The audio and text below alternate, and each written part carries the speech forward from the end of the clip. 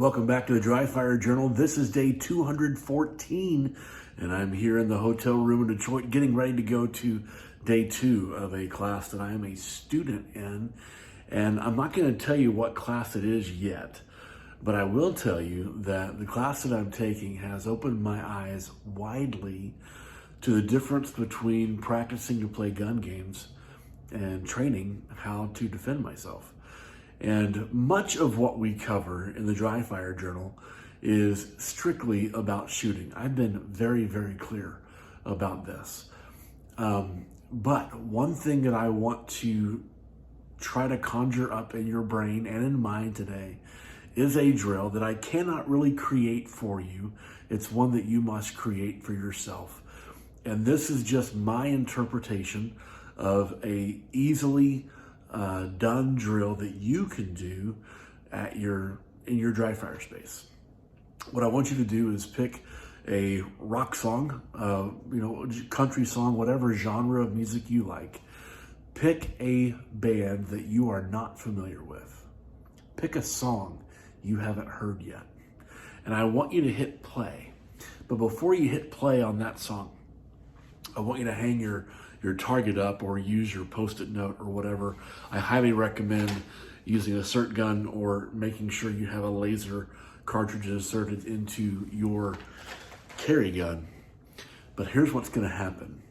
You are going to turn 180 degrees away from that target that you've hung on your direction of least consequence.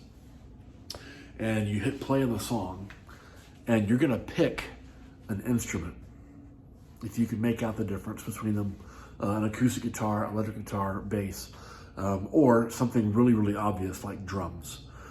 And you're going to hit play on that song, and the very nanosecond that you hear that instrument that you've already picked, or a vocal or drums, the very nanosecond that you hear that, I want you to turn your head and look and assess your target.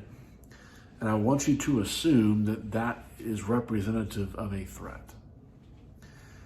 As soon as you recognize that it is a visual threat, you are pretending a lot here, that they have a knife, they have a gun, they have whatever. I want you to draw and get your hit. Here's the interesting part. This is why I'm thinking this up. Is that yesterday in this class, we were doing a lot of not simulations, not scenarios, but randomized, ecologically dependent things, meaning that it wasn't just a target on a wall. Somebody else was downrange making decisions, and I had to make decisions too. And here's what I found myself doing. Whenever I could hear something that sounded like a threat, and if you've been with me in person, you understand my hearing issues.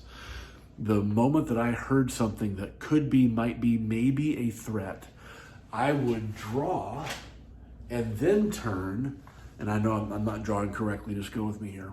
I would draw and then turn and then try to assess the issue. The problem was I drew on a whole bunch of things that weren't a threat.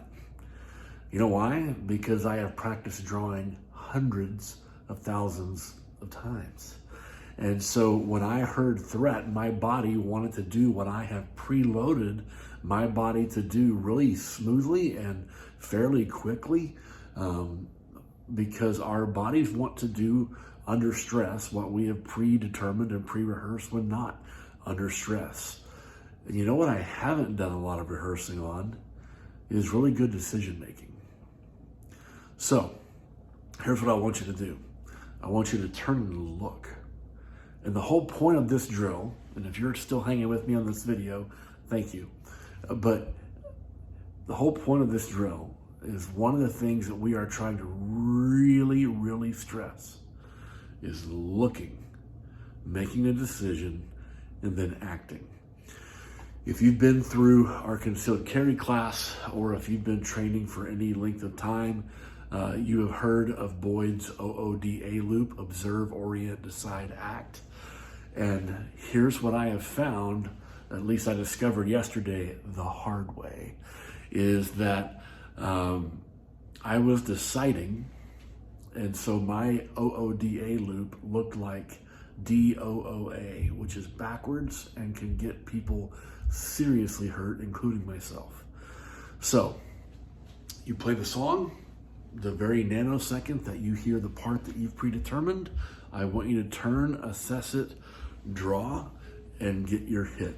And the whole point of this is making sure that we are observing. Observing, observing, observing. Then orient, then decide, then act. If you've been doing a whole bunch of work on your draw to first shot, if you've been doing a whole bunch of work on your grip, I want you to watch how a lot of it flies right out the window. The moment we have to engage, truly, the input that we must have to observe and orient and decide and act. I know this is a much different video. If you're still hanging with me, thank you. But I want you to give this some thought. I want you to give this some work, and I'll see you tomorrow.